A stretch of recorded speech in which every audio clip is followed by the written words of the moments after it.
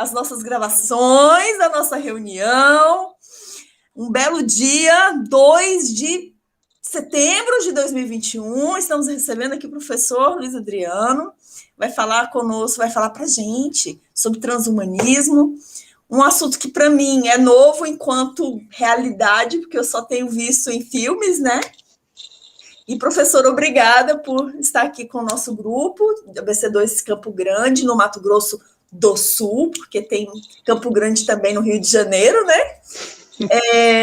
E o senhor seja bem-vindo, o senhor fica à vontade de se apresentar, enfim, dar uma introdução, o que o senhor achar melhor. Nós estamos honrados com a sua presença. Beleza, obrigado. É um assunto que eu gosto muito, realmente, né? Desconhecido, assim, esse tema, mas é um tema que a gente precisa dar atenção, até porque é um tema que está mais presente do que a gente imagina. Não sei se vocês já assistiram aquele filme Big Hero, que é o desenho de criança. Sim. Big Hero 6. Meus filhos adoram, né? E é um filme, assim, que é extremamente transhumanista. Eu até convido vocês, se vocês quiserem, tem um texto lá na Tuporém, aquele blog, né?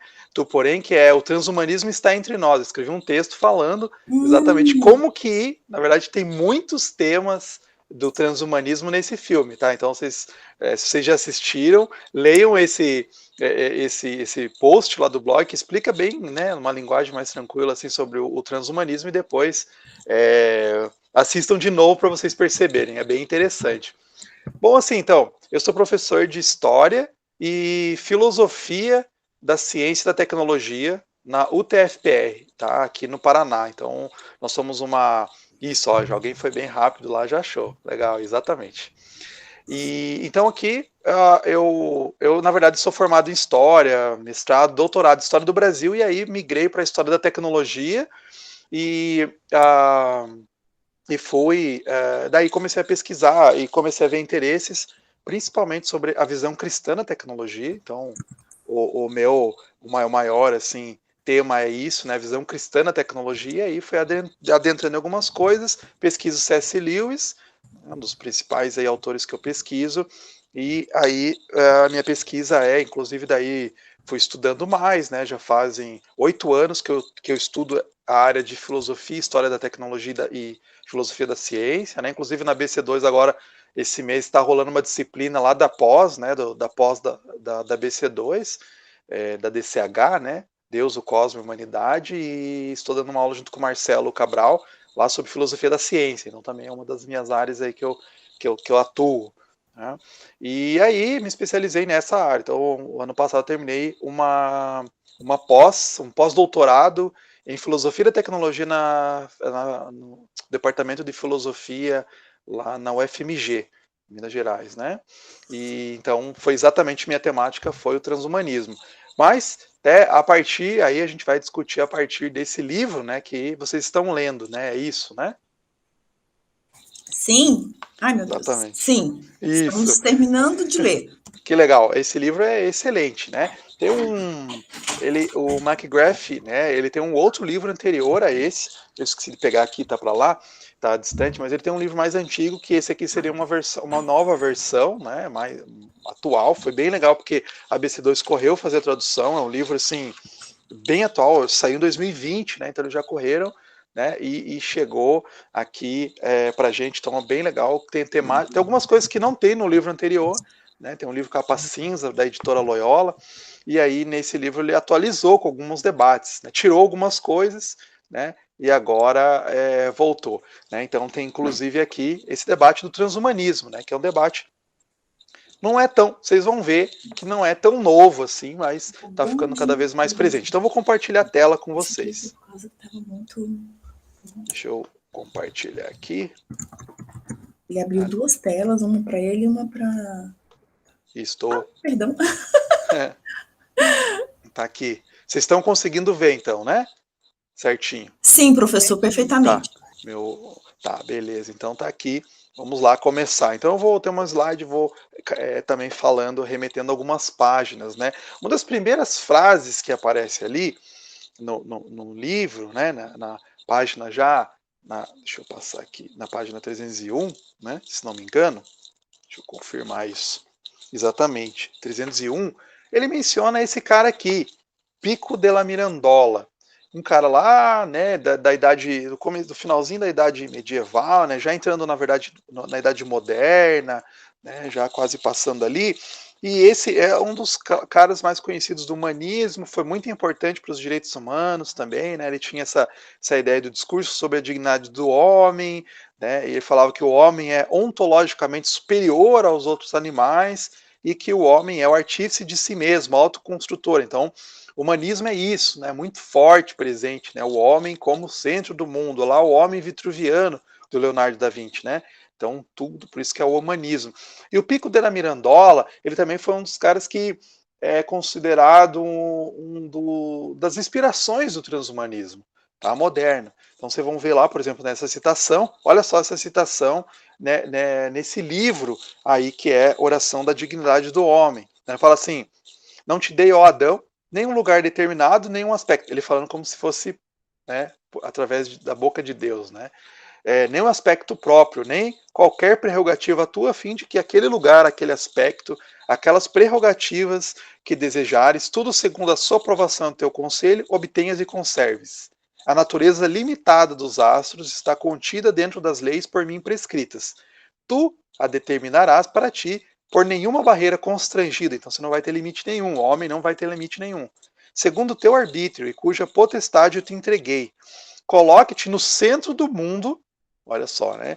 Para que de lá melhor tu vislumbrasses tudo aquilo que há no mundo. Não te fiz nem celeste, nem terreno, nem mortal, nem imortal, a fim de que por ti mesmo, qual livre e soberano artífice, te plasmasses e te esculpisses na forma que tiveres escolhido. Então, você pode escolher. O ser humano pode escolher, né? A forma que ele vai querer assumir, que ele vai querer ter. Ele pode ser exatamente, né, um escultor de si mesmo. Tu poderás degenerar nas coisas inferiores que são brutas. Tu poderás, segundo o teu querer, regenerar-te nas coisas superiores que são divinas, né? Então o Pico della Mirandola está aqui falando como se fosse através da boca de Deus, falando que o homem é ser limitado, que ele pode se fazer ser ele mesmo, realmente que ele pode, esse termo não usava ainda, mas ele pode transcender as suas limitações. Aí que está, né, a noção de transhumanismo, né? Até eu brinco, né? Olha só a audácia dessa criatura, né? Olha essa audácia dele, né? Falando que o homem é ser ilimitado e pode, né? Qualquer coisa, né? Pode fugir. Então, muitas pessoas. Pico della Mirandola era cristão, mas foi muitos ateus também, né, no finalzinho do século XIX, começo do século XX, usaram isso como inspiração para as raízes intelectuais do movimento transhumanista, que começa muito mais cedo do que a gente imagina. Então aqui, McGrath já fala aqui que começa com Julian Huxley, em 1957. Eu tenho assim uma coisa, né, que eu tenho que discordar assim do McGrath, né? Então é assim, né? É difícil a gente chegar e discordar e falar que um cara como o McGrath está equivocado, né? Mas aqui ele se equivocou numa data que na verdade é mais cedo ainda do que ele imagina que foi, um pouco mais cedo também, alguns anos mais cedo do que ele coloca aqui. Ele coloca que a palavra transhumanismo, o termo transhumanismo foi cunhado em 1957. Na verdade, foi cunhado em 1951. Por quê? Isso é um erro bem comum. Eu não sei se vocês têm na área de vocês, mas eu da minha área de história acontece muitas vezes. Alguém, você não vai direto nas fontes, nas origens da informação, e você vai lendo de terceiros, né? Outras pessoas que vieram falando. E acontece muito isso. Então aconteceu aqui um telefone sem fio, mais ou menos, né? De que um autor, isso, o famoso Apud, exatamente, né? O Apud, você não foi lá. Então aconteceu isso, o Apud aqui, porque muitas pessoas se inspiram para dizer nessa data, e não é só o McGrath, tá? Vários autores colocam essa data de 1957 como Julian Huxley tivesse cunhado esse termo. Por quê? Porque um autor cometeu esse erro, Nick Bostrom, tá? E é um autor bem famoso do transhumanismo, ele escreveu sobre a história do transhumanismo, tem um livro aí que eu já vou mencionar dele, ele é bem famoso no mundo transhumanista, ele tem um site lá e tal, né? E aí ele colocou esse termo lá como essa data. Então, eu fiquei até surpreso quando eu fui lendo, né, as origens do transhumanismo, minha pesquisa, né, e tal, e aí, na verdade, encontrei isso, que realmente esse termo já surgiu antes. Surge exatamente nesse texto que eu cito aqui, a frase que deu origem, o Julian Huxley. Uma filosofia tão ampla, talvez seja melhor chamada não de humanismo, porque isso tem certas conotações insatisfatórias. Então ele está pensando lá no Piccolo della Mirandola, o humanismo anterior, lá do século XV até o XIX, né? Mas então a gente tem que chamar de transhumanismo. É a ideia da humanidade tentando superar suas limitações e chegar a uma fruição mais plena. É a percepção de que tanto o desenvolvimento individual quanto social são processos de autotransformação. Ele ainda é tributário lá do Pico della Mirandola e tal, nessas ideias, mas tenta fugir um pouco disso, fugir um pouco das raízes religiosas, né? Eu argumento que não, eles continuam sendo bem religiosos, né? Uma outra visão, não cristã, mas continuam sendo tão religiosos ou mais, né, do que o cristianismo. E aí, só que o Julian Huxley, ele tá dando esse nome para um movimento que já vem surgindo antes, tá? Não vou entrar aqui e tal, mas esse debate é bem longo e bem interessante, né? Mas então ele está culminando numa coisa que vem desde 1920 na Inglaterra, tá? Aqui, deixa eu já volto aqui para mostrar esse anterior, que e ainda de maneira impressionante ali em Oxford, né? Que ali a gente tem o Julian Huxley está ali na esquerda da imagem de vocês, ali no meio, em cima está um cara chamado Bernal, tá? Que é um outro dos fundadores do transhumanismo, embaixo o Haldane, tá? Que inclusive batia de frente, escrevia cartas e dialogava com o C.S. Lewis, que está lá do outro lado. C.S. Lewis, de baixo para cima, lá na direita, depois o Michael Polanyi e depois o Tolkien, foram autores que conversavam sobre o transhumanismo diretamente. Tá? E eu articulo, tem até uns artigos já publicados sobre isso, eu mostro como que esses autores eles estão batendo de frente contra o transhumanismo. Inclusive o Lewis, naquele livro Abolição do Homem, ele está falando exatamente contra o transhumanismo. Tá? Diretamente. Então, eles trocavam cartas e tal, muitas correspondências, mas começa em 1920 o transhumanismo moderno. Eles vão começar a moldar, começar a falar, através da biologia a gente consegue mudar e tal, né? E vai ficando cada vez mais forte, até que o Julian Huxley, lá em 1950, então, 51, né, exatamente, ele cunha esse termo transhumanismo. Alguns autores vão falar que você já encontra esse termo transhumanismo lá em Dante, lá no paraíso, quando Dante chega no paraíso, ele fala, né, um termo transhumare, que é tipo ultrapassar os limites humanos, né? Mas o que ele está falando é quando ele visita o céu e tal, né? E aí esses caras eles trazem, né, para a Terra como que a gente pode fazer isso com a biologia, através da biologia, da ciência que a gente conhece, ultrapassar esses limites do homem. Então eles querem dar uma forcinha na evolução e através da ciência e da tecnologia, né, ir modificando o homem e ultrapassar essas limitações físicas, mentais do ser humano. Exatamente. O Julian Huxley é irmão do Aldous Huxley, tá? Que é neto do Thomas Huxley. Thomas Huxley era, no século XIX, considerado o bulldog de Darwin, porque ele era um dos grandes defensores da teoria darwiniana. Tá? Então, é uma família assim bem famosa de biólogos, toda a família aí. Julian Huxley ganhou, participou de vários comitês importantes e tal, né? E é bem interessante. Então, assim, quando você lê Admirável Mundo Novo, agora vocês podem ler com essas visões, né? Não é à toa o que está sendo posto lá. O Aldous Huxley, ele tinha total noção biológica, ele estava falando do movimento transhumanista também, tá? Então, quando você lê, olhem com essas visões. Quem é outro cara que fala bastante sobre isso, né? O Lewis, que aparece aqui, aquela trilogia cósmica, que inclusive o Aldous Huxley leu, esses caras leram aqui, todos eles leram, né?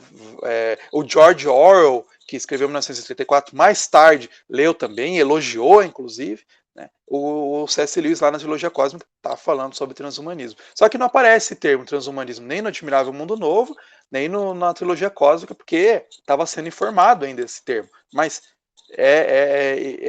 esse debate. Né? Então eles começam a debater bem forte, né? Ficam aí durante muito tempo, tem acusações, inclusive, que eles são eugenistas, e na verdade, se você analisa bem, o movimento transhumanista é bem eugenista, porque algumas características têm que ser desconsideradas em função de outras, né? Então tem uma crítica, só que permanece até hoje, o transhumanismo está forte até hoje, está ficando cada vez mais forte, né?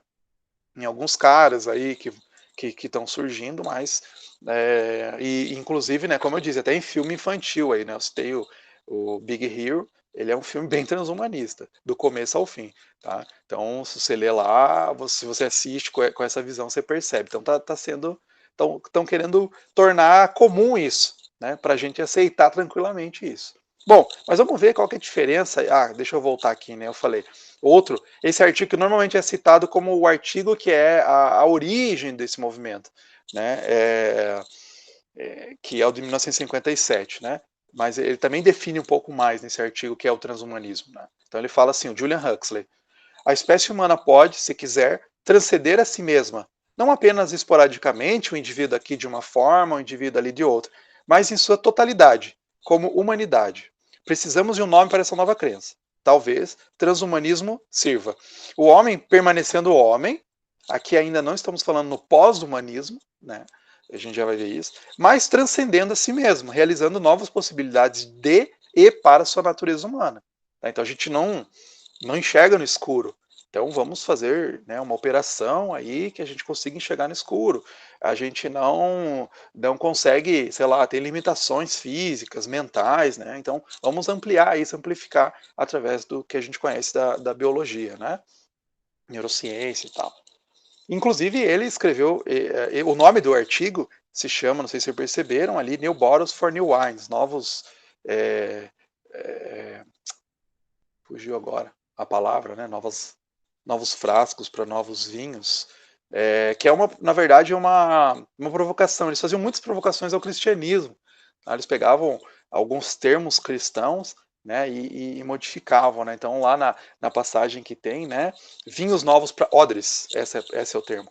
Novos odres para novos vinhos. Então, ele perverte um pouco, né, a passagem lá que Jesus fala, né, que de novos que a gente tem que mudar e tal. Eles vão colocar aqui como se assim, a nossa essência, né, a nossa mente precisa ser colocado em novas garrafas, em novos vasilhames, em novos corpos, né? Se você assiste, eu vi que vocês têm, fiquei bem curioso, inclusive, eu vi que vocês têm também um grupo aí de sci-fi, né, de discutir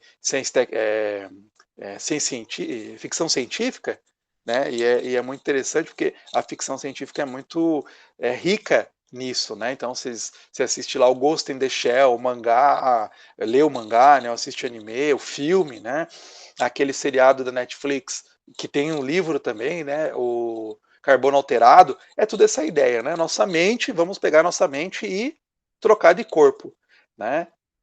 Então, ir para outra um corpo melhorado, né? O que importa é a nossa mente. Isso é bem gnóstico, tá?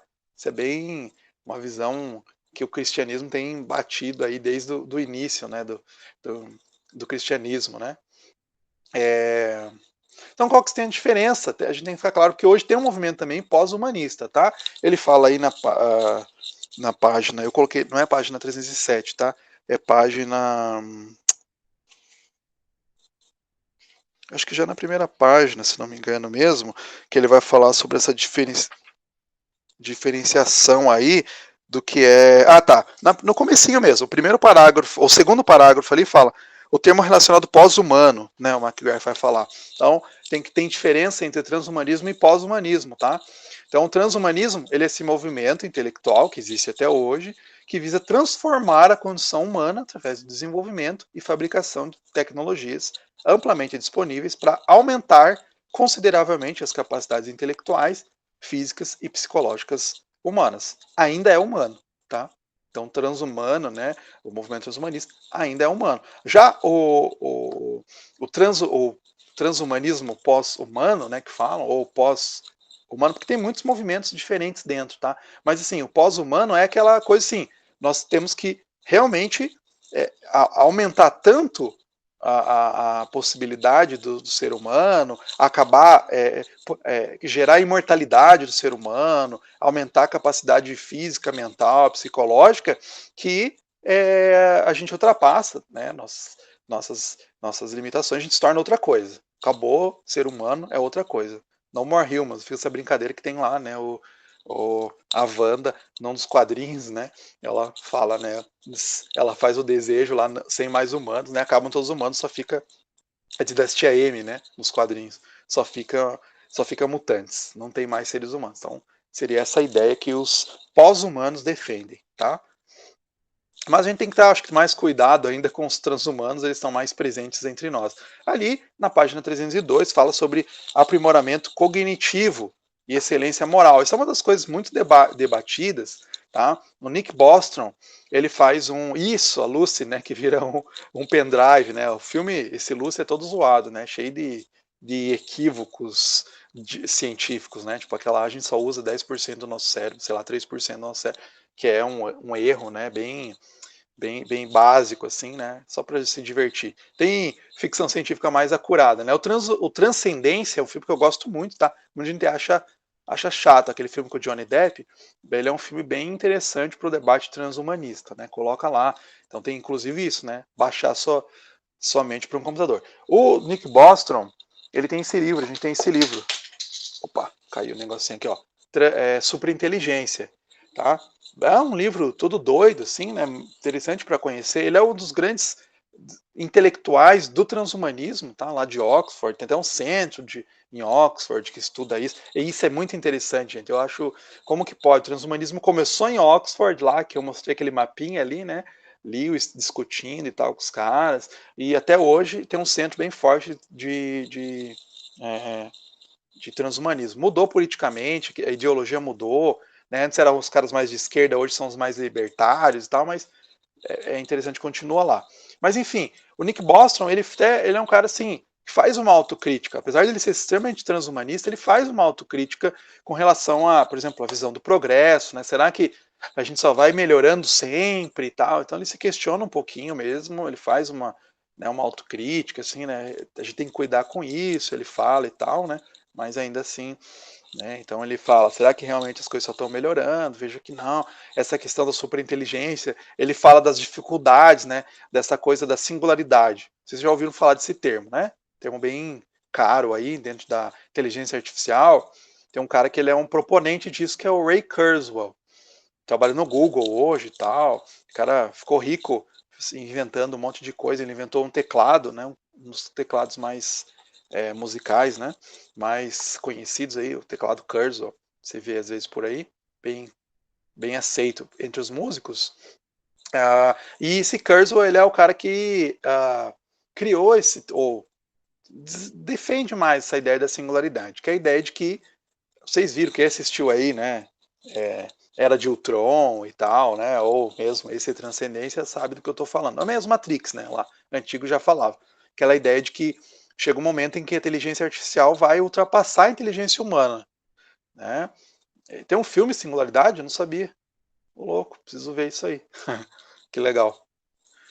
Então, a inteligência artificial vai ultrapassar a inteligência humana. Ele faz lá, né, umas contas de acordo com a lei de Moore, né, que a capacidade dos chips vão dobrando a cada 2 anos e tal, né? Ele faz uma conta lá e fala, tal data, acho que é 2030, 2050, a inteligência artificial vai ultrapassar a inteligência humana. O que a gente tem que fazer? Para a gente não perder o terreno, a gente tem que se juntar à inteligência artificial. Então a gente tem que baixar nossa mente para os computadores e tal, né?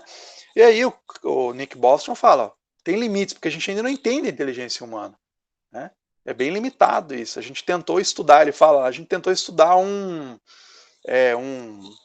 verme, né, e mapear todas as sinapses cerebrais de um verme lá, pequenininho, que tem, sei lá, algumas centenas de neurônios, né, e demorou, sei lá, um tempão, né, e mesmo assim, né, quem disse que se a gente um dia conseguisse entender, mapear todas as sinapses do cérebro humano, quem disse que a gente diria, isso é o ser humano, né? Então é muito difícil definir o que é inteligência humana. A gente fica falando inteligência artificial vai superar a inteligência humana, mas a gente está muito longe de entender o que é inteligência humana. Enfim, então, são um dos grandes empecilhos para o transhumanismo. Ele cita aqui, né, na página aí também, esse autor Victor Ferks, um autor bem interessante, extremamente pessimista, né? Ele já falava lá na década de 60, quando estava começando o movimento. Ah, tá, esse filme, Transcendência com o Johnny Depp. Ah, bom. Esse filme aí é muito bom, tá? Você assiste assim, um monte de ideia do começo ao fim. Aparece lá se vocês assistirem, forem assistir, vem lá que aparece o Elon Musk, tá na plateia uma hora lá, tem o Johnny Depp, né? O ator tá discursando e o o Elon Musk está lá na plateia. Eu já assisti esse filme várias vezes, então cada vez que eu assisto eu pego uma coisa diferente, bem curiosidade do mundo tecnológico. E, enfim, então essa ideia de que, tá, eu baixei minha mente para o computador e eu estou vivendo só a mesma pessoa. Fica essa dúvida, ambiguidade, será que realmente? Então, na verdade, a gente é mais do que simplesmente os nossos cérebros, né? Eu sugiro, assim, se vocês gostam dessa ideia de aprimoramento neurocognitivo, eu deixo como sugestão para vocês lerem esse livro da década de 50, tá? Flores para Algernon. É isso? Algernon. Escrevi errado ali. Flores para Algernon. Vocês gostam, né? Quem gosta aí de ficção científica, um livro escrito na década de 1950, e a ideia é assim, eles querem fazer uma operação, tem um menino que tem um QI muito baixo, assim, extremamente baixo, né? Um jovem, assim, e eles fazem uma operação para ele aumentar a inteligência, tá? E assim, aumenta a inteligência. Mas aí eu não vou dar spoiler, que é bem interessante as implicações éticas e as implicações práticas disso. E o livro é muito interessante porque é escrito em forma epistolar, né, em forma de cartas. E quem escreve as cartas é o próprio menino que faz que sofre essa operação.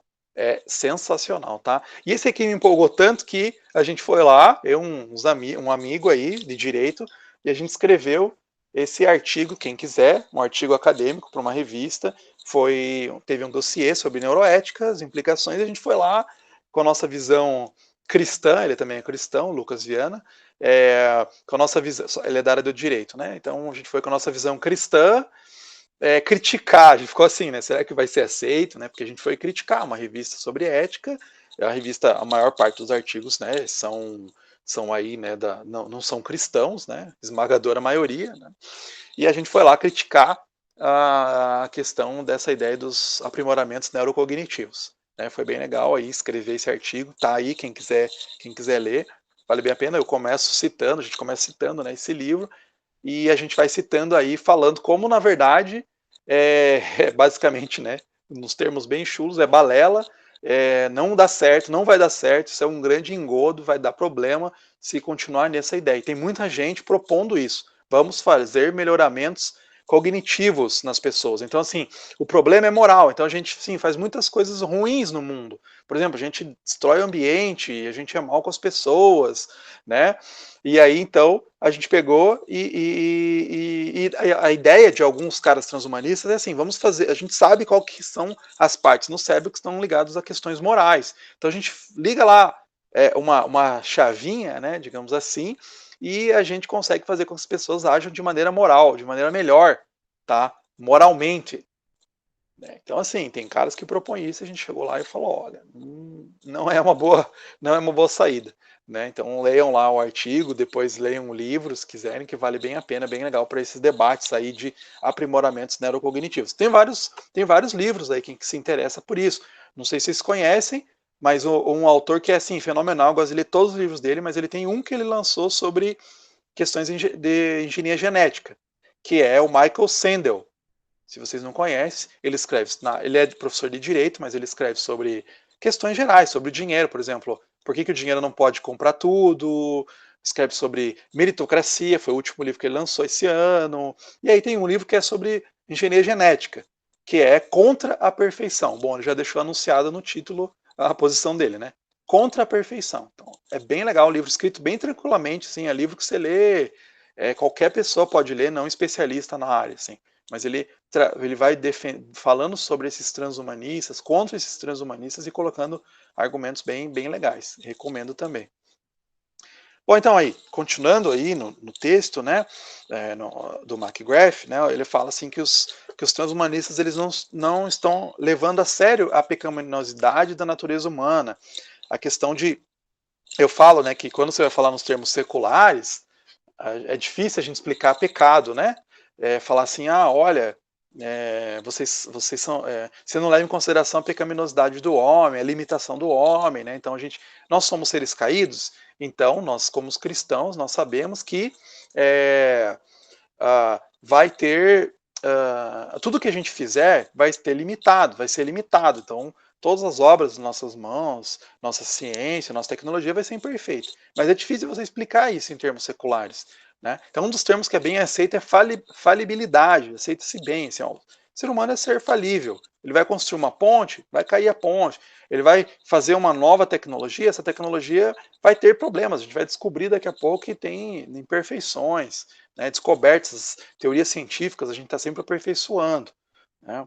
Então, como cristão, a gente precisa chegar e falar assim, né, na arena pública, na discussão filosófica, na discussão ética, falando isso, levando, olha, né, a gente tem que tomar cuidado com essa falibilidade dos termos, né? Aí na página, a partir aí da página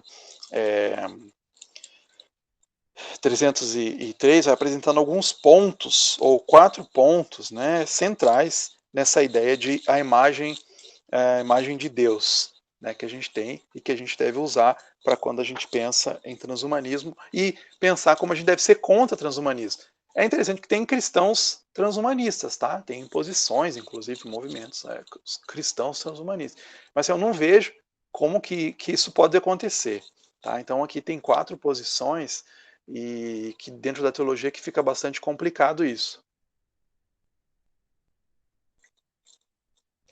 Então aqui, né, pontos principais, podem ter outros, mas o McGrath elenca isso, né? A questão da soberania de Deus, né, que a gente não pode, às vezes se fala até brincar de Deus, né?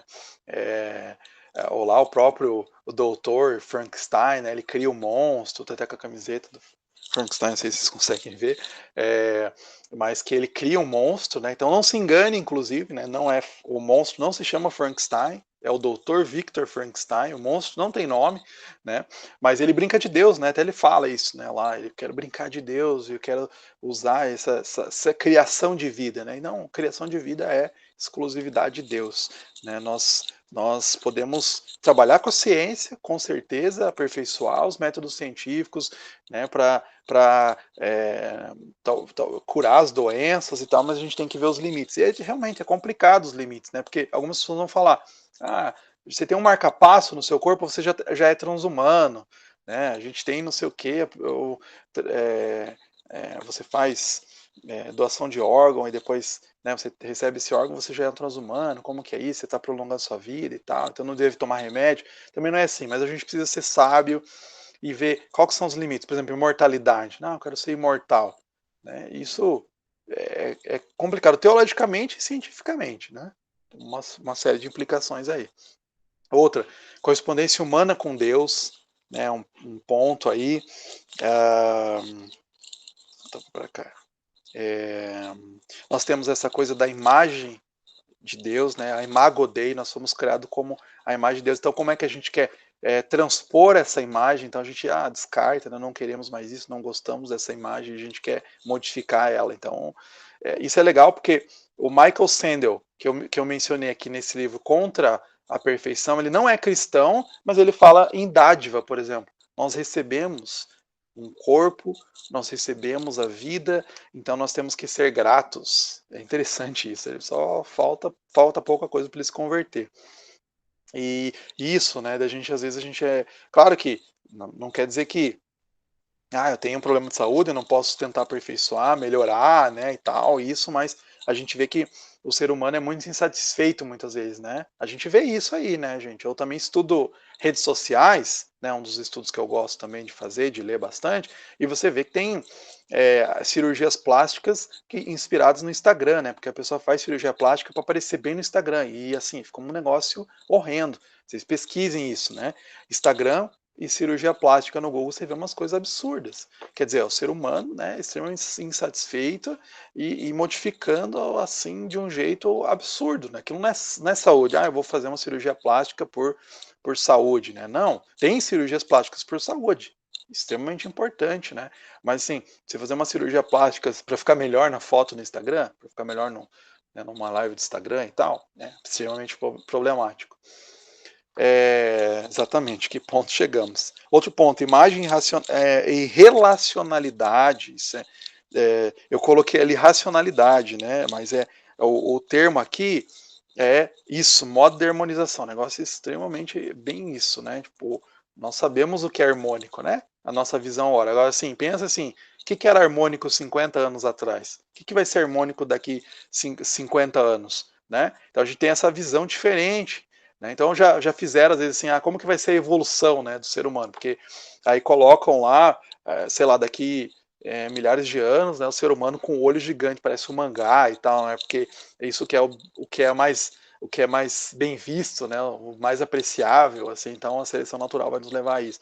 Então, assim, umas coisas absurdas, né, que a gente vai vendo, né, que a gente joga tudo da história humana, né, a tradição da história humana, o que a gente aprende, e a gente, assim, agora que a gente acha que sabe o que é o certo, né, então a gente vai encaminhar a evolução para esse lado aqui, porque a gente sabe o que é o certo, né, e daqui 50 anos, ou daqui 20 anos, a gente já mudou de opinião e não é mais isso. Como é que vai fazer?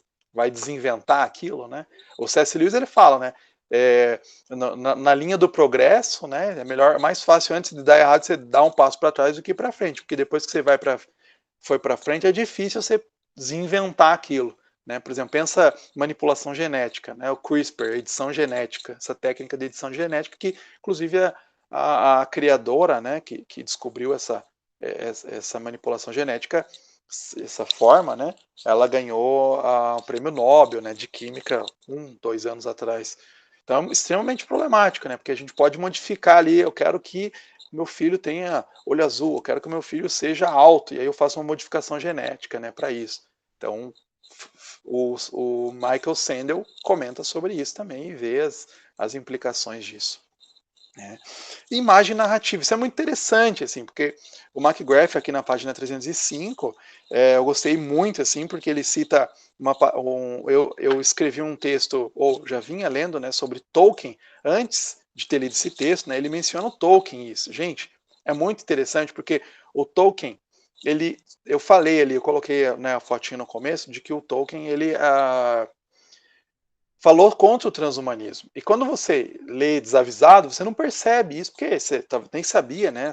Nossa, o Tolkien fala sobre questões genéticas no Senhor dos Anéis, né? Fala sim, gente. E ele fala sobre esse termo de co-criadores. É bem interessante esse termo aqui, né? Que nós somos co-criadores. Então a gente não é co-criador. A gente às vezes quer ser, o ser humano quer ser, não, nós vamos criar vida. Não, você é co-criador junto com Deus. É esse termo que ele usa. Tá? Nós podemos criar junto, nós podemos construir, né, tanto mundos imaginários como mundos reais, por exemplo, cidades. Né? Nós criamos cidades. Não tinha cidade lá no Éden, né? Mas a gente cria cidade e Deus abençoa muitas coisas nas nossas mãos. Né? Tanto que eu gosto muito dessa figura, né? Que a história humana começa num jardim, né, lá no Éden, e termina numa cidade, né, termina Jerusalém descendo dos céus. Então, quer dizer, cidades, a criação humana não é uma coisa ruim, tá? A gente criar não é uma coisa ruim. Tecnologia e ciência não são coisas ruins, são dádivas. Né? Mas a gente tem que saber os nossos limites, né? Porque teve uma hora lá que deu errado com o som de cidades, né? Babel, por exemplo, né? Os homens criaram porque eles criam de maneira arrogante, agora a gente não precisa de mais de Deus, nós conseguimos por nós mesmos, né? Da nossa força, muitas vezes o homem faz isso. Sou Deus, né? Olha lá, uma citação. Gente, tinha muitas coisas para falar sobre Tolkien. Na verdade, eu não falei nada sobre Lewis e transhumanismo, né? Mas aqui eu só vou falar de passagem, o Tolkien e o transhumanismo, né? Ele é bem legal uma passagem aqui que é o Sam. Quando eles olham os orcs, eles estão junto lá, né? O Sam está junto com o Frodo e eles e tem essa passagem. Então o Sam fala assim: olha para os orcs, né, e fala assim: a sombra que os criou só pode arremedar, não pode criar. Nada realmente novo que se origine dela mesma. Não acho que eles tenha dado vida para os orcs, né, para os urukais. Apenas os arruinou e deformou. Gente, se você assiste O Senhor dos Anéis, ou lê O Senhor dos Anéis, leiam e assistam com essa visão de uma crítica à ciência, a tecnociência, que a gente chama às vezes, né? Ou a ciência e tecnologia do século XX. Porque o Tolkien fazia muitas críticas à ciência e tecnologia. Não é que ele era contra a ciência e tecnologia, né? Mas ele fazia uma crítica a várias coisas. Se você vê os takes que tem, as tomadas no filme, Isengard, quando chega em Isengard, no livro ainda é mais forte isso. É uma cidade industrial, tá? Lá onde vive o Saruman, né? Que tá, e daí eles arrancam as árvores e daí a câmera vai entrando assim, né? Vai adentrando no fosso É uma sociedade industrial, extremamente industrializada, poluída, né, destruindo toda a vida.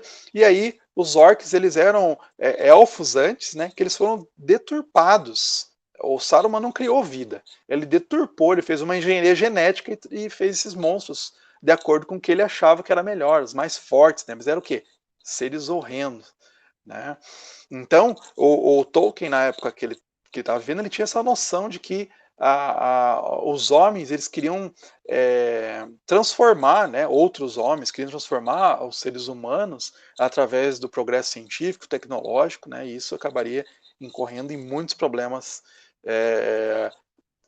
tanto físicos quanto mentais, né. Então, pode-se criar criaturas assim, né, horrendas, quimeras, né, verdadeiras quimeras. Tá? Então, a busca, para finalizar, e vou abrir para ouvir vocês também umas perguntas, a busca do transhumanismo, né, essa ideia de que a gente tem que ultrapassar as nossas limitações, às vezes a gente tem que olhar para nós mesmos, né, e a nossa insatisfação, né, e olhar para qual que é a nossa natureza que está firmada em Cristo, né, a nossa identidade, e muitas vezes a gente é insatisfeito, a gente quer melhorar, e realmente, né, que legal se eu tivesse um cérebro maior, né, então leia o Algernon, né, tivesse uma capacidade melhor, né, se eu pudesse ampliar isso, eu faria. Então, assim, veja o que está por trás disso, a filosofia que está por trás disso, né, que muitas vezes é uma filosofia que descarta o corpo, né, o corpo não importa, a mente é que importa, mas a gente sabe que dentro da teologia cristã, e mesmo na prática, tem muitos autores, eu estudo filosofia da tecnologia, eu vejo muitos autores até não cristãos falando da importância do corpo, né? Gente, por que que nós vivemos numa sociedade que está cada vez mais tendo menos trabalhos pesados, né? Não era assim, o cara, meu avô ia para a roça cedo, né? Sei lá, 4 da manhã acordava, ia para a roça, 5 da manhã ia para a roça, trabalhava o dia inteiro, pesado, né? E às vezes perigosas, né? Tarefas perigosas. Hoje a gente trabalha no escritório, home office, e a gente acorda, chega no final do dia, a gente está extremamente cansado, né? O que é isso, gente? Cadê aqui o livrinho que eu gosto muito, né, de mencionar?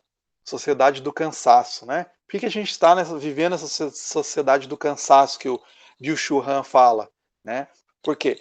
Porque a gente esquece que o nosso corpo é importante também, né? Quando a gente fica muito tempo só vivendo na nossa mente, ali nas nossas telas, falta o contato real. A gente vê agora nas aulas, né, tudo à distância, né, a gente vê esse problema muito forte,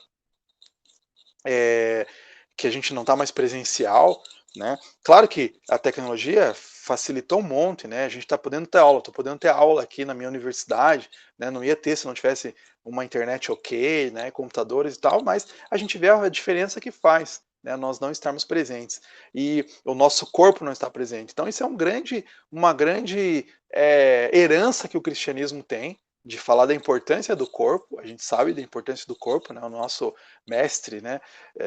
Jesus, nosso Deus, ressuscitou, né, e voltou corporalmente, inclusive, né, teve uma refeição ali com os amigos depois, né, de ressuscitado, para mostrar que o corpo é importante, inclusive depois, né, na glória, né, é extremamente importante. E essas ciências ou essas tecnologias estão deixando de lado isso e elas estão perdendo. Então a gente precisa chegar e conversar com essas pessoas e mesmo nas nossas próprias comunidades e mostrar os problemas disso, os problemas de a gente caminhar para uma natureza transumana, né, que às vezes parece que, né, a tecnologia, que beleza, que maravilha, mas a gente vê que a gente está perdendo uma coisa bem importante, que são os nossos corpos, que são os nossos relacionamentos, né?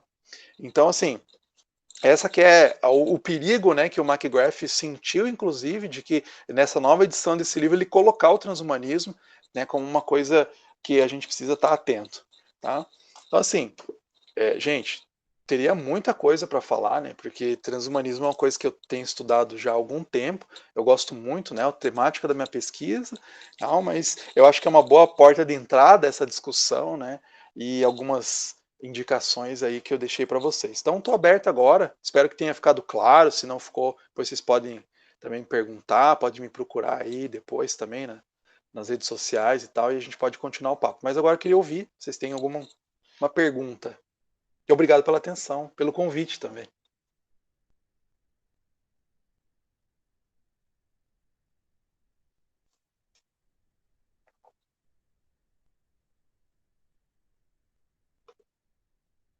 Oi, professor. Peraí que a gente teve um problema técnico aqui. Beleza, sem problema. Pronto. Aí, professor, muito bom. Eu cheguei logo no comecinho, então eu consegui pegar praticamente tudo. Assim, me identifiquei. Era um tema assim que ainda era meio nebuloso para mim, mas eu percebi ao longo da sua explicação que era algo que eu realmente vi em muitos filmes. Tipo assim, é uma temática que eu sempre fiz uma reflexão, ainda que não tivesse uma literatura, né? Assim, não tivesse uma literatura por detrás das minhas reflexões, mas sempre procurei compreender com mais seriedade essa questão, né? Realmente, eu ia recomendar, não, ia citar um filme que me chamou muita atenção, só que eu estava confundindo o nome dele, mas eu achei aqui, Equilibrium, né? Que foi um filme que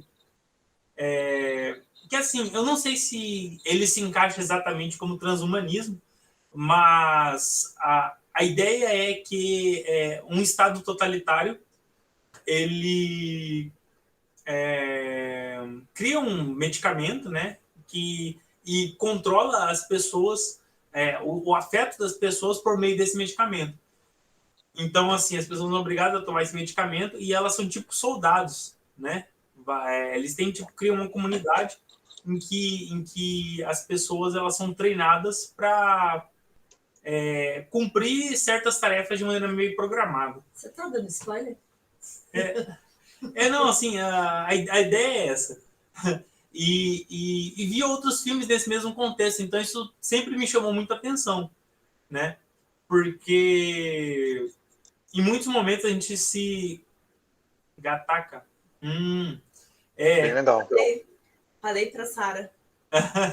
Então, que assim, é uma temática que sempre me chamou muita atenção e trouxe preocupação, né? Porque a gente vê que existem, em certo sentido, existe uma preocupação e um certo desconforto por parte de muitos pesquisadores sobre a limitação humana quanto aos afetos, né? Então, tipo assim, existe hoje estudos para saber se é possível controlar melhor os afetos e tal, mas assim, tá. Só para acabar. Desculpa, professor. Não, só quero agradecer, né, pela sua participação, pela sua exposição, muito interessante realmente, assim, muitas coisas que eu não fazia a menor ideia, né? E gostaria de abrir para a Rosana quer começar falando aqui, eu vou passar para ela. Professor, considerando vou considerar a produção cinematográfica, você acha que há uma preocupação mesmo da melhora do ser humano, na melhora não, da extrapolação, né, do ser humano, ou isso é uma questão que não está tão em voga na academia? Como a gente vê, eu estou fazendo uma comparação com a produção cinematográfica, né? Você acha que tem uma preocupação mesmo na academia de fazer alguma coisa assim ou não? Tem bem forte, sim. Por exemplo, tem esse movimento transhumanista, ele não é tão forte, tão conhecido no Brasil, tá? Mas assim, já tem autores que estão pesquisando no Brasil mesmo sobre isso, né? E sobre possibilidades e que a gente deve, sim, desenvolver, né? Então a gente tem inclusive pensadores no Brasil que são chamados que eles mesmos se consideram pós-humanistas. Isso, pós-humanistas. Tem uma autora chamada Paula Sibila, por exemplo, e tem um livro recente que é de autores brasileiros, vários autores, chamado Transhumanismo, o título dele. Esse aqui, ó. São vários autores, se chama Transhumanismo. Então é academicamente, só que nem todos são são a favor do transhumanismo, né, aqui dentro. Alguns criticam e tal, mas tem vários a favor e realmente tem movimentos. Lá fora é muito forte isso, tá? Nos Estados Unidos, principalmente, e na Inglaterra. Então tem pessoas pensando como que a gente vai fazer isso na prática. Agora, sim, tem algumas pessoas que elas não estão trabalhando academicamente, né, e tal, e elas cientificamente, nas áreas de biologia e tal, que elas não, nem pensam muito nisso, diretamente, assim, nesses termos. Então, por exemplo, essa moça que ganhou o prêmio Nobel de Química, Jennifer Doudna, alguma coisa assim, que ela fala sobre o CRISPR. Na verdade, ela criou essa técnica CRISPR de edição genética. Então, você pega lá uma cadeia de DNA, você entende como funciona, né, o DNA, então corta e adiciona outra letra e tal, né, outro espaço ali na fita de DNA, enfim, né, e você manipula isso para o que você quer. E então, essas pessoas estão falando assim, a gente pode fazer isso à vontade, pode modificar o ser humano para o que a gente quiser. Então, às vezes eles não falam nisso, né? Estamos falando de transhumanismo e tal, mas tem muita pesquisa assim nessas áreas na biologia e tal, né? Principalmente na biologia, neurociência, que eles já estão, né, há muito tempo. Aqui no Brasil a gente tem um cara que ele não fala em transhumanismo. Preciso lembrar, aquele cara que fez o exoesqueleto, Nicoleles. Nicoleles, eu ia falar exatamente isso. O Nicoleles, Deixa exatamente. Eu fazer uma pergunta, professor. Tem algum marco a partir de quando, até quando é uma compensação realmente? Exatamente, eu estava pensando exatamente nesse exemplo do Nicoleles, do exoesqueleto para pessoas tetraplégicas.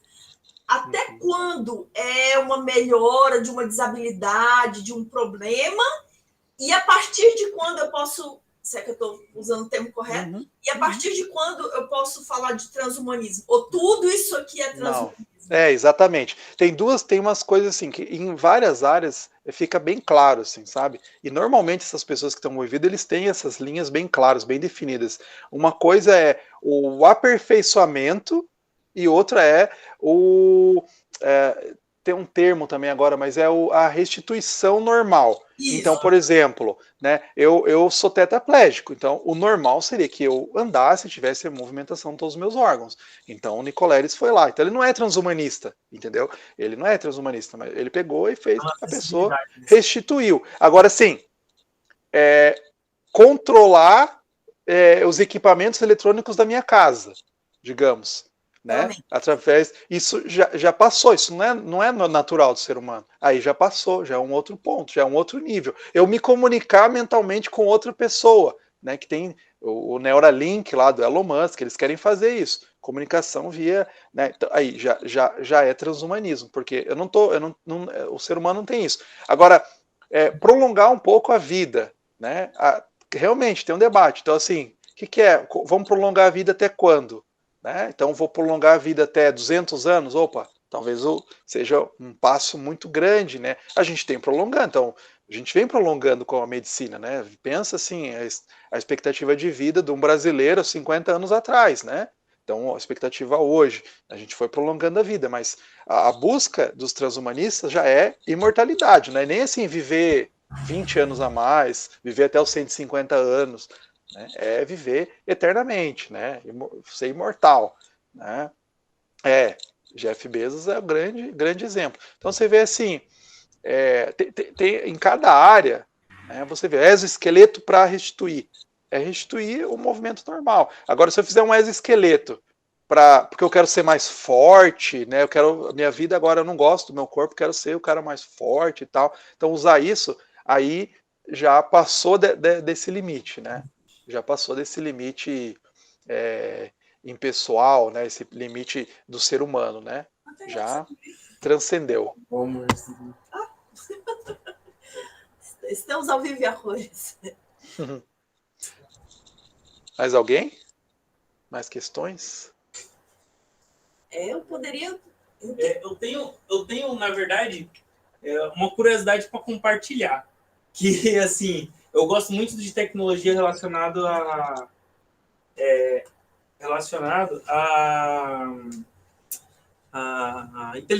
inteligência artificial. Tipo assim, tenho acompanhado algumas questões de digamos assim, o mapeamento do grau de desenvolvimento. Então, nos últimos 25 anos, nos últimos 15 anos, tipo, houve um crescimento vertiginoso nessa área, né? Nos últimos 5 anos, eles avançaram o que era previsto para os próximos 50. Então, assim, teve um avanço absurdo, né? Então, o que me chama muita atenção, tipo, dois comentários me chamaram muita atenção. Um, na Exposição Internacional de Inteligência Artificial do Japão, o cara lá, que é considerado um dos caras mais notáveis na área de inteligência artificial lá do Japão, japonês, ele falou que a meta dele era conseguir transportar toda a alma dele, toda a consciência dele, tipo, para um robô, né? Ele queria transferir todo o ser dele para o robô, né? Para se tornar imortal. E ele falou assim, em tom sério, como que não estava brincando. E o outro, tipo, que é a decodificação total do cérebro, que nem você comentou, né? Que assim, realmente produzir, já existe, na verdade, nanocérebros, né? Já conseguem fazer reprodução de nanocérebros, mas eles estimam que é aproximadamente 10% da capacidade cerebral que conseguem reproduzir. Ainda tem muito chão pela frente, né? Então, assim, é realmente algo que, ao mesmo tempo que me surpreende, me causa certo temor, né? Que é um avanço, assim, tem muita tecnologia já exposta e a gente não sabe qual pode ser o fim, o uso, né, disso. Então, eu sou bem cético, assim, junto com os autores que eu leio, né? Eu sou bem cético de que isso vai dar certo ou que isso vai acontecer, que, por exemplo, baixar nossa mente por um robô, né?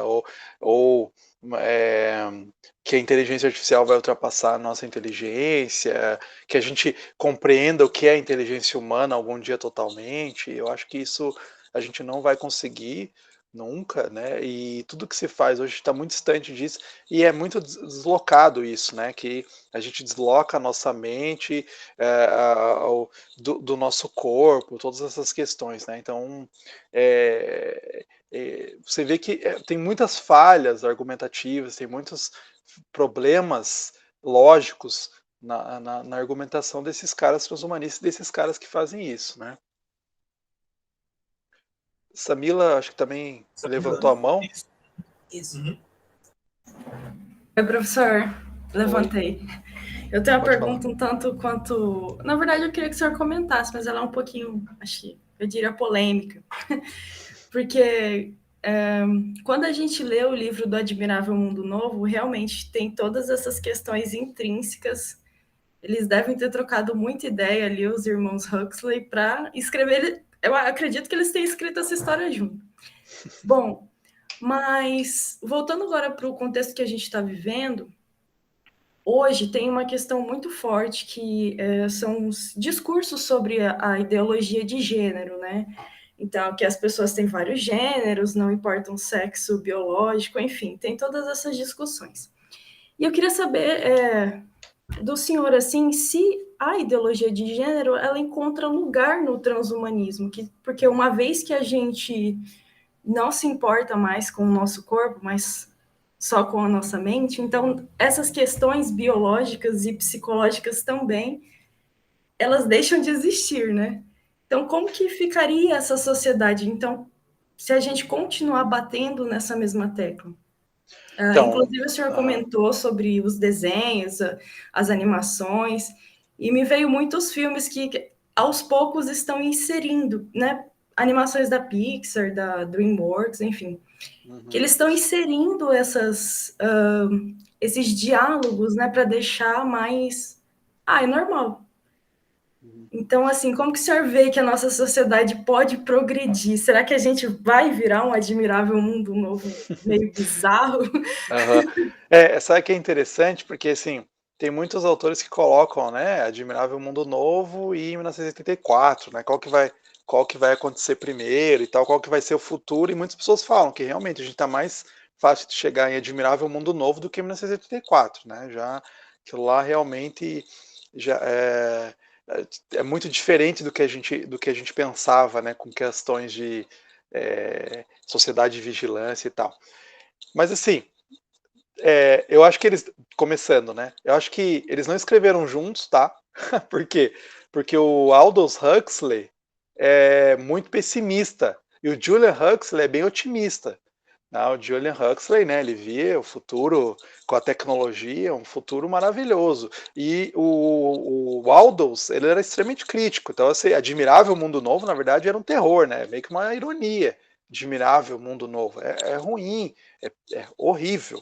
Né? E se você vê a questão, você tocou num ponto que é fundamental, tá? A questão da sexualidade, porque se você vê desde o começo desses caras que escrevem com relação ao transhumanismo, é uma preocupação muito forte, tá? Desde o começo.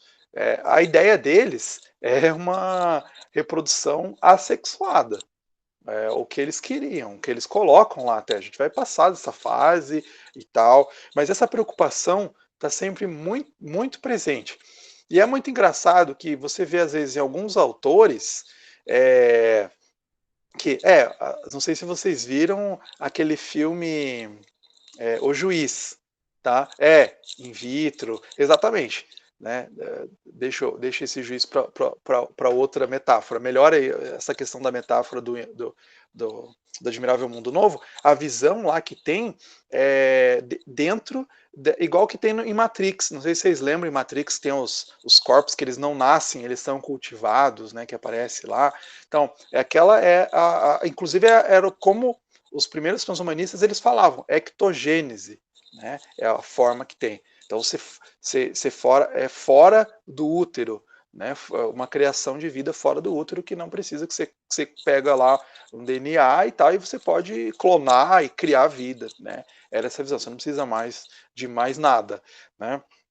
E o relacionamento, exatamente, o Matrix também tem muitas coisas transhumanistas muito fortes também.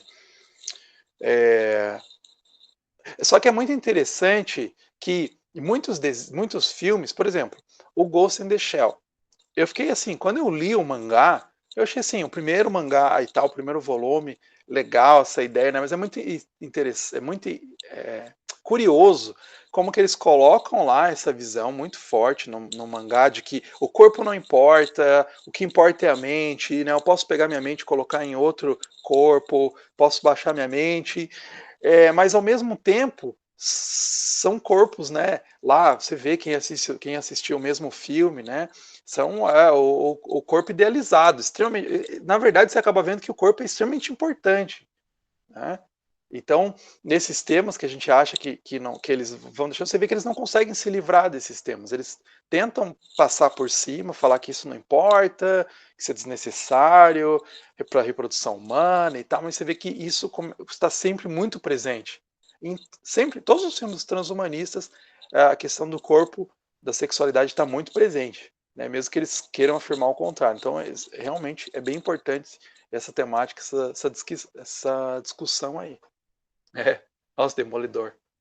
O juiz é interessante que eu mencionei, porque o juiz, né, lá, o juiz Judge Dredd, né, que também tem isso, né, ele é congelado, depois ele vai para o futuro, ele não entende essa questão, né, não tem mais relacionamentos e tal, é tudo estranho, né, e aí ele fala, o que é isso, né, não tem mais contato físico e tal, ele estranha o futuro, né, horrível o futuro. Exatamente, professor, show de bola. Legal. Beleza, então, gente? Professor, eu adorei, Oi. muito boa palestra, parabéns. E eu fiquei, assim, chocada, porque a gente teve uma palestra aí, a gente comentou sobre cientificismo, e eu fiquei chocada que eu percebi que eu tinha muito do pensamento cientificista. E eu, vendo sua palestra, eu percebi, meu Deus, eu até estava brincando com a Samila, que eu falei, eu jurava que ele ia falar a favor, que isso era bom. E eu tô, assim, chocada, porque a gente absorve tantas vezes dos filmes as coisas como se fossem boas, sem muitas vezes criticar, né? Ter essa mente esse ouvido crítico, né, e essa visão crítica dos filmes, e a gente acha que tá tudo bem, e a gente acha que a ciência tá aí para resolver os nossos problemas, e que a gente pode juntar com a tecnologia, e tá tudo ok, e eu tava assim, nessa linha, tipo, tá tudo bem, e eu não tinha pensado mesmo em tudo isso, eu estou assim, absorvendo tudo e pensando que, nossa, deixa eu... Exatamente, porque é bem isso, que a gente está tão... Acho que é essa a ideia mesmo, né, da cultura popular, assim, da cultura dos filmes. Eles querem realmente passar essa ideia de que é natural, é naturalizar mesmo esse debate. Então a gente nem... Então, tantas vezes, quando eu falo para os meus alunos, eu dou aula para engenheiros, tá? E principalmente para engenheiros. E aí quando eu falo, a tecnologia tem coisas ruins, né? E aí, como assim? Né? Como assim tem coisas ruins? Não, a tecnologia é maravilhosa, só tem coisas boas. E aí eu começo a falar para eles, apontar os lados, daí eles terminam assim, nossa, né, realmente, né? Professora, né? Parece que eu sou meio pessimista, assim, com tecnologia, mas não, assim, eu gosto de tecnologia, sou a favor de tecnologia, de ciência, de se investir mais, mas a gente precisa realmente pensar nas implicações, né, do que a gente vai construindo aí. Exatamente, e você estava pensando também, né, que o homem, ele tem esse anseio por conhecimento que é excelente, é maravilhoso, mas muitas vezes a gente tem esse anseio porque é como aquele manual, né, quando você ganha, ou quando você compra uma coisa nova, você lê o manual inteiro, às vezes, porque você quer ter o controle sobre aquilo. Então, quando você sabe, conhece completamente, você controla e faz daquilo que você quer, né? Então, é triste como a gente tem usado mesmo a ciência e aplicando na tecnologia de uma forma bem querendo controlar o mundo e se colocar no lugar de Deus. Eu achei tremenda aquelas primeiras frases que você colocou no início. Falei, gente, tá assim, descarado mesmo. Sim, muito bom. Muito obrigada pela palestra, excelente. Então, isso realmente, essa palestra de hoje me abriu. Na verdade, a filosofia está na base de tudo, mas eu ainda não tinha percebido isso, né? Que tem, no caso do transhumanismo, né? Não o transhumanismo em si seja problemático, né? Mas aquilo que está por baixo. O que é que você quer? Você quer dar uma de Deus? Né? Então, interessante, eu não tinha pensado ainda sobre essa questão, né? Mas eu acho que o transhumanismo em si, não, dependendo talvez alguns limites, mas não seja um problema, né? Mas o que está por trás, né? Que tem posições, né, que são que não são transhumanistas e que defendem, né, melhoria humana na ciência, na tecnologia, né, mas normalmente os transhumanistas eles têm várias coisas, né, eu só arranhei a superfície, né, dos problemas que tem assim por trás dos transhumanistas. Assim, quando você lê os caras mesmo os atuais de hoje em dia, né, o Nick Bostrom, que é o cara que está vivo e tal, escrevendo, você vê assim, caramba, você é muito eugenista, você é muito assim, né, por exemplo, assim, você tem opção, eles falam, você tem opção, se você quiser fazer essas modificações, você faz, se não quiser, mas pensa nisso, né, eu tenho assim, algumas pessoas, você tem a possibilidade de ampliar sua mente, né, a sua capacidade cerebral, e aí as pessoas começam a fazer, você fala, eu não vou fazer, mas aí você vai ficar para trás, né? Então, assim, você bem que é forçado a fazer. E aí, quem não fizer, o que vai acontecer? Ou quem não tiver condições de fazer, vai ficar separado. Vai gerar problemas muito sérios. Né? E porque vai gerar o que eles chamam de um apartheid, já tem esse termo, né? Um apartheid genético, pessoas que são modificadas geneticamente, aperfeiçoadas. A máquina do tempo tem isso de duas categorias de humanos, né? Bem lembrado. O original, né? O livro. Bem legal, inclusive. Caramba. Estou surpreso. Né? E a gente pode fazer, então, que nem o tempo do amanhã, o preço do amanhã, todo mundo tem direito. Só os pobres que... porque uma das implicações é econômica, né? Porque com certeza isso daí vai ser, digamos, se for liberado, vai ser liberado a custo. E daí quem que vai poder pagar? Só quem é podre de rico, né? Porque com certeza não é algo barato.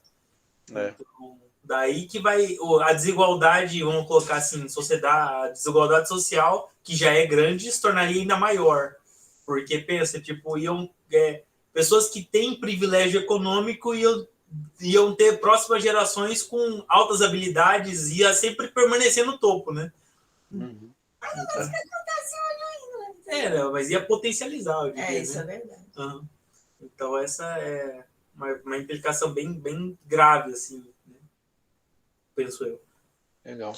Uhum. Mas, professor, muito obrigado, né, pela sua palestra, muito obrigado por essa conversa, né? Realmente trouxe muita clareza para nossas mentes, né?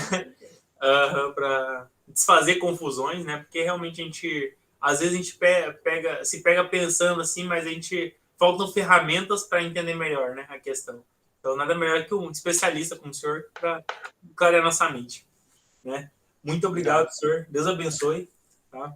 Meninas, Beleza, obrigado, gente. Prazer estar aí. todos.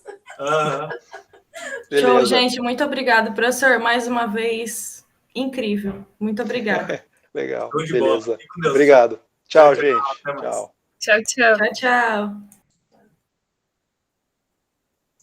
Arrasou, Brasil! Corta isso, por favor. Falou, gente.